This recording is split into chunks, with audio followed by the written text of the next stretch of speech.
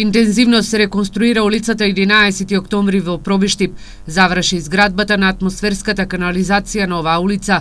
Градоначалникот на Пробиштип Тони Тоневски вели дека ова е една од најфреквентните улици во градот, а средствата од 5 милиони денари беа обезбедени како донација од фондовите на Европската унија. Комплетно поставување на нов асфалтен слој, нови вичњаци, нови тротоари во ширина од двете страни на улицата со ширина од 1,5 метар, како и поставување на атмосферска канализација. На улицата 11 октомври ќе се постави ново улично осветлување со 14 канделабри, на кои ќе се инсталираат енергетски штедливи светилки.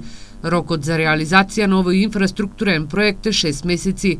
Минатата година општина Пробиштип новаа фреквентна улица инвестираше во реконструкција на фекалната канализација.